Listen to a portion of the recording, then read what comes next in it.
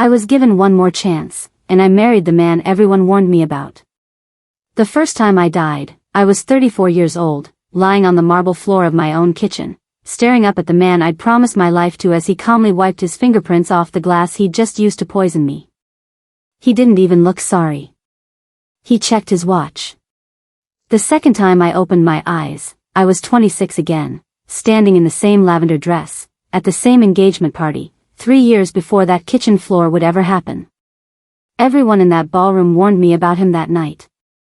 My mother pulled me aside by the punch table and said his smile didn't reach his eyes. My best friend said she'd heard things about his last fiancée, things nobody could prove but everyone believed. My own father, a man who rarely spoke against anyone, looked at him across the room and said one sentence I would carry through 2 lifetimes. That man collects people, Helena. He doesn't love them. I knew all of it. I had lived all of it. I had died because of all of it. And when he crossed that ballroom toward me with his perfect smile and his rehearsed charm, I smiled back, took his offered hand, and let him lead me into the same dance that had once led me to a kitchen floor and a glass of poisoned wine. Because this time, I wasn't walking into his trap. I was building mine. I am Helena Marsh, and 3 years from now, in a life I have already lived once, my husband will end my life and inherit everything I own without a single person ever suspecting him. I know this because I watched it happen from the inside of my own body. I know this because I felt the poison work through me slower than he intended, slow enough that in my final minutes, lying on that cold marble floor, I saw something flicker behind his eyes that wasn't grief. It was relief. When I woke up 3 years younger, standing in a dress I remembered buying, surrounded by people whose faces I recognized but whose futures I now understood completely, I did not waste a single moment wondering if I had lost my mind. I understood exactly what had been given to me, and I understood exactly what I intended to do with it. His name is Julian Voss. To the world, he is charming, successful, generous with his time and his money, the kind of man mothers pray their daughters will marry. I had believed every part of that performance once. I had walked down an aisle toward him believing I was the luckiest woman in that ballroom. I knew better now. I knew about the fiancé before me, the one who disappeared from his life so quietly nobody asked the right questions. I knew about the business partner who died in an accident 8 months after cutting Julian out of a deal. I knew about the woman after me, the one who would inherit my unfinished tragedy if I didn't end this properly. This time, I wasn't going to be his next mistake. I was going to be his last one. The first version of my engagement to Julian had felt like falling. This time, it felt like calculation, and the difference between those two sensations was the first thing that told me I was no longer the same woman who had died on that kitchen floor. He proposed exactly the way I remembered, on the rooftop of the Whitmore Hotel, with a string quartet he'd hired and forgotten to ask if I even liked. I said yes the way I had the first time, with tears in my eyes that were real, though not for the reasons he believed. I cried because I remembered every version of this night that had come after it. My mother hugged me at the engagement party and whispered the same warning into my ear that she'd given me 3 years earlier, in a life she had no memory of living. I told her the same thing I'd told her then, that she was wrong about him, that she'd come around once she knew him better. But this time, when I walked away from her, I pulled out my phone and quietly began a list. I had 3 years of memories most people would call a curse. I considered it the most valuable inheritance any woman had ever been given. I remembered the name of the accountant Julian used to move money through accounts his family didn't know existed. I remembered the name of the woman in Chicago he visited twice a year under the cover story of a fishing trip with college friends who, as it turned out, didn't exist either. I remembered the exact night, 11 months into our marriage, when he'd first raised his voice at me over a dinner I'd let go cold while waiting up for him. I remembered all of it, and this time, I wrote everything down. 3 weeks after our engagement party, I sat across from a private investigator named Marcus Reyes in a coffee shop 2 towns over from where anyone might recognize me. I told him I needed information on my fiancé's finances, his travel patterns, and a woman in Chicago whose name I provided without explanation. "That's a lot of specific detail for someone who's just engaged," Marcus said, studying me carefully. "Call it a strong intuition," I said. He didn't push further, which told me he'd worked cases like this before, the kind where the client already knew the answer and simply needed proof the world would accept. 3 days later, Marcus called me with confirmation of everything I already knew, and one detail I hadn't expected. The woman in Chicago wasn't just an affair. She was already legally married to Julian, under a different last name, in a ceremony that predated our entire relationship by 2 years. What kind of man proposes marriage to a second woman while his first wife is still alive and completely unaware? I sat with that piece of information for 2 full days before I decided what to do with it. The first time I'd lived this life, I had been the kind of woman who reacted immediately, who confronted, who demanded answers the moment she had questions. That woman had ended up dead on a kitchen floor. This time, I understood something she never had. Information without strategy was just noise. Evidence without timing was just a warning you handed to the one person capable of destroying it before anyone else saw it. So I said nothing to Julian. I let him plan our wedding. I smiled through cake tastings and venue walkthroughs and a guest list that included people who had no idea they were celebrating a man already married to someone else. I watched him lie to my face with the same effortless warmth he used on everyone, and for the first time, I understood that his charm wasn't a personality trait. It was a tool, sharpened over years of practice on women he'd already decided were expendable. Marcus called me again on a Thursday afternoon with more details about the woman in Chicago. Her name was Renata Cole. They had married quietly 5 years ago, before Julian had built the version of himself that charmed Boston society. Renata believed he traveled for work twice a year. She had no idea he was engaged to another woman 3 states away, building an entirely separate life on top of the one she thought was real. "Do you want me to contact her?" Marcus asked. I thought about that for a long moment. The old version of me, the one who died not knowing any of this, would have wanted to warn Renata immediately, woman to woman, the two of us united against a man who'd deceived us both. But I had learned something important in the 3 years I'd already lived once. Julian was dangerous specifically because he was careful, and careful men notice disruptions before anyone else did. If Renata reached out to him in confusion or anger, he would feel it immediately, and he would have time to construct an explanation, move money, disappear evidence, perhaps even disappear Renata herself the way I suspected he'd made his former business partner disappear.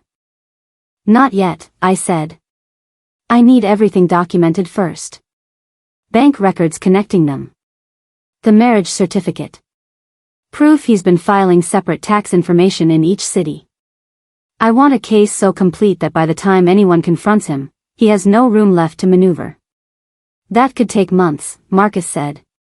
"I have time," I said, and meant it in a way he couldn't possibly understand. That night, Julian came home from work with flowers and an apology for missing our dinner reservation the evening before.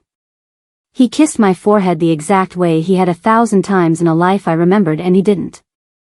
"I don't know what I'd do without you," he said softly, and I watched his face for the lie I now knew lived underneath every gentle word he'd ever spoken to me. "You're never going to find out," I said, smiling, and meant something entirely different than what he heard. By the time spring arrived, I had built a file thick enough to end a man's reputation, and I still hadn't said a single word to him about it. Marcus had traced 4 years of financial records showing money moving between accounts under Julian's name and accounts registered to Renata Cole. He'd found wire transfers timed suspiciously close to the death of Julian's former business partner, a man named Charles Avery who had died in what investigators at the time ruled a hiking accident. I remembered Charles from my first life too, a quiet man Julian rarely mentioned, whose death I had never once questioned until I had a reason to. "There's something else," Marcus told me during one of our coffee shop meetings, sliding a folder across the table. "Charles Avery's widow has spent 3 years trying to get someone to reopen the investigation into her husband's death. Nobody's listened to her." I opened the folder and found a woman's name and number written in careful handwriting. Patricia Avery. I called her that same week, introducing myself only as someone with information relevant to her husband's death. She agreed to meet me at her home outside the city, a modest house that told me Charles Avery's business partnership with Julian had never made her rich, despite what I imagined Julian had once promised him. Patricia was sharper than I expected, her grief long since hardened into something more useful. She told me Charles had grown suspicious of Julian in the months before his death, that he'd mentioned discrepancies in their company's accounts, that he'd told her he was planning to confront Julian formally with an auditor present. He died 11 days after that conversation. Nobody believed it wasn't an accident, Patricia said. Charles knew those trails better than anyone. He'd hiked them 100 times. I told her what I knew about the financial records, careful to leave out exactly how I'd come to suspect any of it in the first place. By the time I left her house, we had an unspoken agreement neither of us said aloud. We were both building toward the same conclusion from different directions, and eventually those directions would have to meet. Driving home, I allowed myself, for the first time since waking up in that lavender dress, to feel something other than calculation. Fear. Because if Julian had been willing to arrange a hiking accident for a business partner who simply asked uncomfortable questions, I understood with sudden, cold clarity exactly how much danger I was already standing inside, smiling at him over breakfast every morning, sleeping beside him every night, carrying a folder of evidence that could destroy him completely. The wedding was 6 weeks away. I had built my case carefully, methodically, exactly the way I'd planned. But I had forgotten, somewhere in all that careful planning, that I wasn't the only one in this marriage capable of noticing when something had changed. That night, Julian came home earlier than expected and found me sitting at my desk, the folder closed but not quite hidden, my laptop open to an email exchange with Marcus I hadn't closed in time.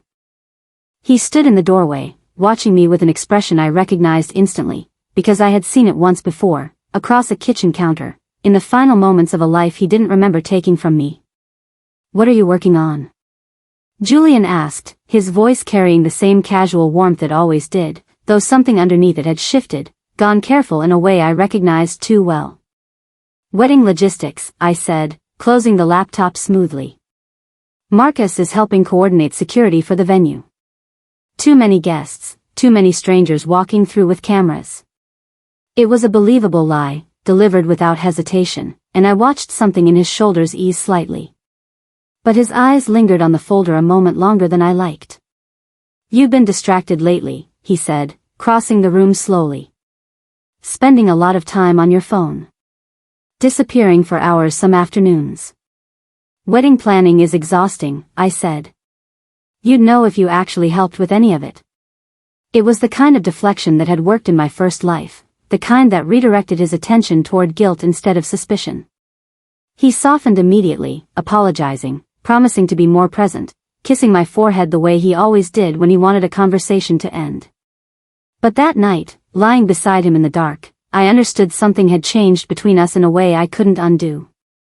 He was watching me now. Not the way a husband watches a wife he trusts completely, but the way a careful man watches anything that might pose a threat to a system he spent years protecting. I called Marcus first thing the next morning. "We need to move faster," I told him. "He's noticing things. The financial documentation isn't fully airtight yet," Marcus warned. "If you push this prematurely, he could move money, destroy records, disappear the same way I suspect he made Charles Avery's questions disappear." "I understand the risk," I said. "I'm more concerned about a different risk right now." I didn't say it out loud, but Marcus understood anyway. If Julian believed for even a moment that I knew what he was, would no longer be a wife planning an elaborate trap. I would simply become his next inconvenience, the way Charles Avery had been an inconvenience, the way I suspected the fiancé before me had been an inconvenience too. That afternoon, I did something I hadn't done in either version of this life. I drove to my parents' house and sat with my mother in her kitchen, the same kitchen where she'd warned me about Julian's smile 3 years ago and a life she'd never remember living.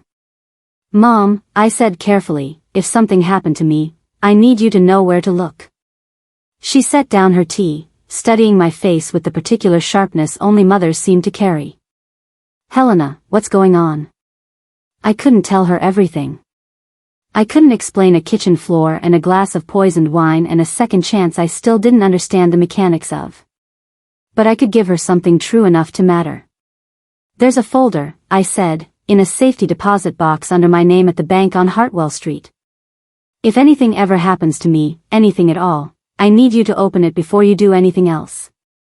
My mother's face went pale in a way that told me she believed me completely, even without understanding why. "Helena," she whispered. What have you gotten yourself into? I reached across the table and took her hand, steady despite everything trembling underneath my calm. Exactly what I planned to, I said. 3 days after I left the folder with my mother, Julian asked me to dinner at the restaurant where he'd first told me he loved me, in a life I remembered and he didn't. I should have recognized the warning sign immediately. Julian never repeated locations. He believed in fresh settings, fresh impressions, each moment engineered to feel spontaneous even when it wasn't. Choosing that particular restaurant wasn't romance. It was a test, though I didn't understand exactly what kind until I was sitting across from him, watching him order a bottle of wine he knew I didn't typically drink. To us, he said, raising his glass. To finally building the life we've been planning. I lifted my glass and didn't drink. I'm not feeling well tonight, I said. Stomach's been off since this morning. Something flickered behind his eyes, quick and controlled, gone before most people would have caught it. But I had spent 3 years learning every version of his face, every micro-expression he wore right before he became someone else entirely. You should still try it, he said. I had them save this particular vintage specially. The memory hit me with the force of déjà vu so violent I nearly dropped my own glass. This was the same wine. Not the same bottle, but the same label, the same vintage I remembered from that kitchen floor 3 years from now, in a future I had already lived once and escaped. He was testing the method early. Practicing. Watching how I reacted to the taste, the smell, perhaps gauging exactly how much I trusted him before deciding when the real attempt would come. I really can't tonight, I said, keeping my voice light, apologetic, the voice of a woman with nothing to hide. Maybe we could save it for the wedding. Something to look forward to. He studied me for a long moment, and I held perfectly still beneath that gaze, understanding that everything depended on the next few seconds. Then he smiled, and the warmth returned to his face like a curtain falling back into place. Of course, he said. We'll save it. But I'd seen what I needed to see. He had set the wine in front of me specifically, deliberately, and watched my reaction with the precision of a man conducting an experiment. Whatever timeline I'd disrupted by waking up 3 years earlier, Julian was still moving toward the same destination, perhaps simply recalibrating his methods along the way. That night, I called Marcus from my car in the restaurant parking lot, my hands finally shaking now that Julian could no longer see them. He's accelerating, I said. I don't think we have until the wedding anymore. How sure are you?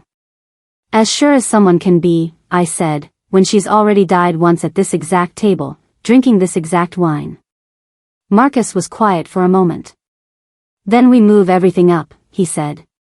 I'll have the financial case finalized within 2 weeks. But Helena, listen to me carefully.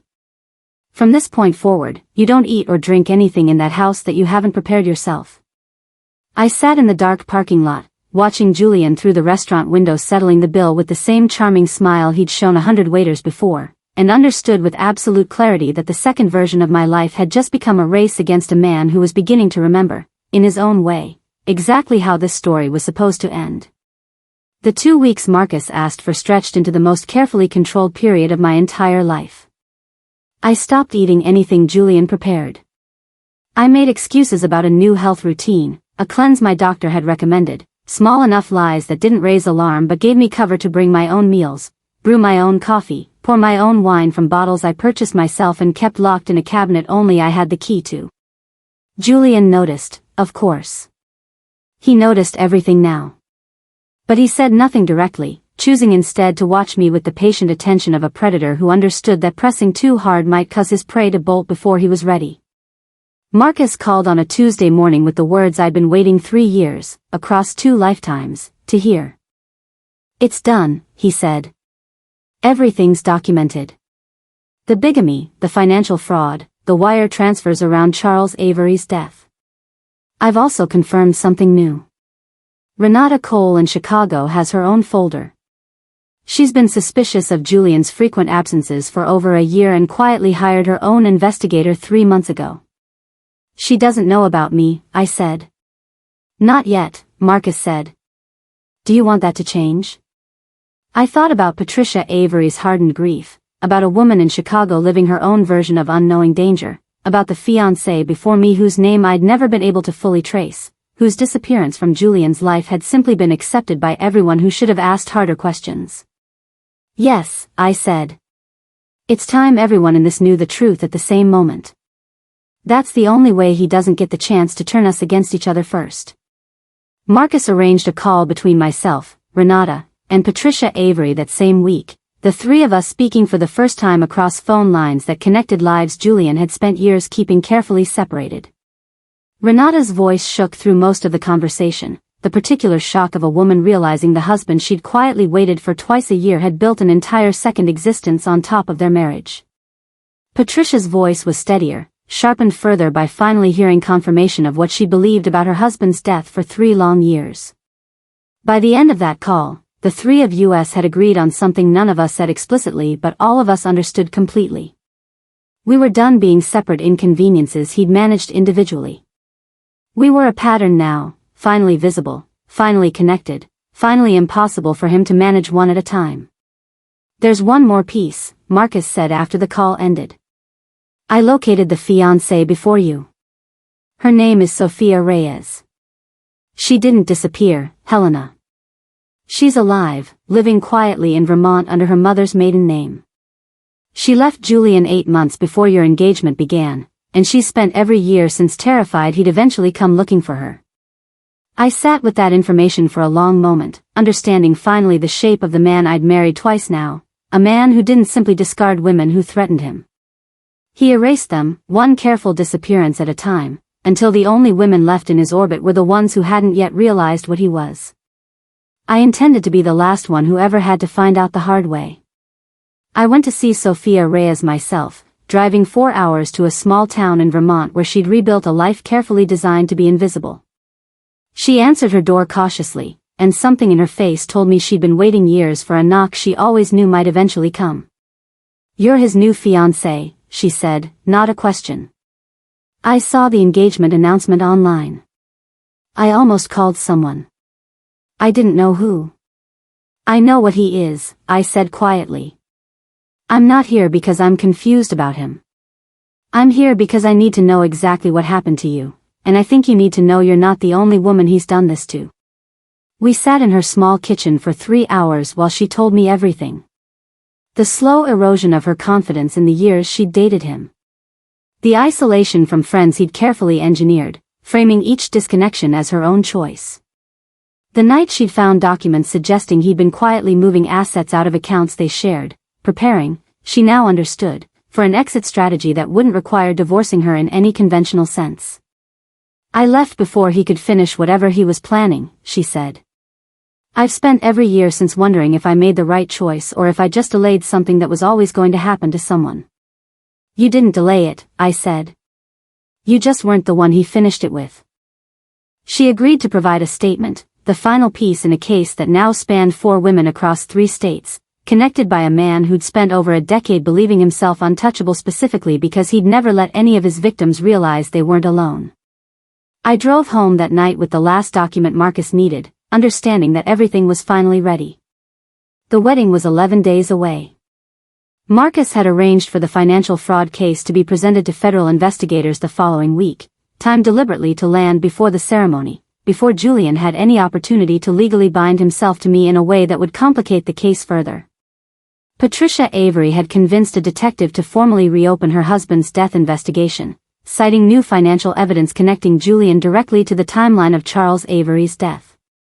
Renata Cole had filed paperwork in Illinois exposing the bigamous nature of Julian's marriage to me, a document that would become public the same week the federal case opened.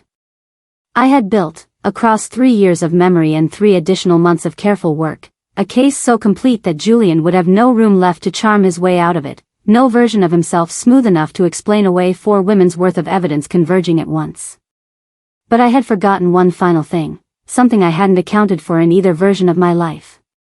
Julian had spent years building contingency plans of his own, and 2 days before the case was set to break, he came home holding a single piece of paper that told me he already knew exactly what I'd been doing. He set the paper on the kitchen table without a word.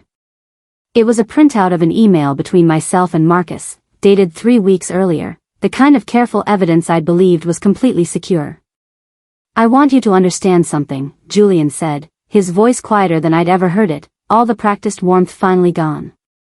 "I've known for over a month. I let you keep building this because I needed to know exactly how far the case extended before I decided what to do about it." My pulse hammered, but I kept my face still, the same careful stillness I'd practiced for 3 years across 2 lifetimes. "Then you already know it's finished," I said. "4 women, federal investigators, a reopened homicide case. There's no version of this where you walk away clean." "There's always a version," he said, and for the first time, I saw something genuinely unsettled behind his composure. "But I'm tired, Helena. I'm tired of managing this many threads at once." He reached into his jacket, and for one suspended second I genuinely believed I was about to relive the exact ending I'd spent 3 years trying to prevent. Instead, he placed his phone on the table, the screen showing a recorded voice memo, already playing. His own voice, calm and methodical, confessing in careful detail to the manipulation of Charles Avery's financial records, to the staged accident on a trail he knew intimately, to the bigamous marriage to Renata Cole, to years of calculated cruelty toward women he'd selected specifically because he believed they'd never compare notes. "Why," I whispered, "would you record this?" "Because some part of me has wanted this to end since the moment I noticed you'd stopped trusting the wine," he said quietly. "I don't know how to stop on my own. I've never known how. But I'm not going to let you become Charles Avery, and I'm not going to let myself become the man who finally goes that far." He called the detective handling Patricia Avery's case himself, that same night, before federal investigators had even moved on the financial documentation. He turned over records I hadn't even known existed, financial trails leading back nearly a decade, confessions to crimes Marcus's investigation hadn't yet uncovered. I never fully understood what shifted in him that night, whether it was genuine remorse or simply exhaustion at the weight of everything he'd built. I didn't need to understand it. I only needed it to be true enough to end safely. Julian Voss was sentenced 14 months later to a term that would keep him away from every woman whose life he'd quietly dismantled. Renata rebuilt her life in Chicago, finally free of a marriage that had never been what she believed. Patricia Avery finally buried her husband with the truth attached to his name instead of an accident report. Sophia Reyes sent me a single letter that simply said thank you for finding me first. I stood in my mother's kitchen 8 months later, the same kitchen where she'd once warned me about a man's smile and a life she'd never remember living twice, and finally let myself cry for the woman I'd been on that marble floor. I had been given one more chance. I hadn't used it to escape him.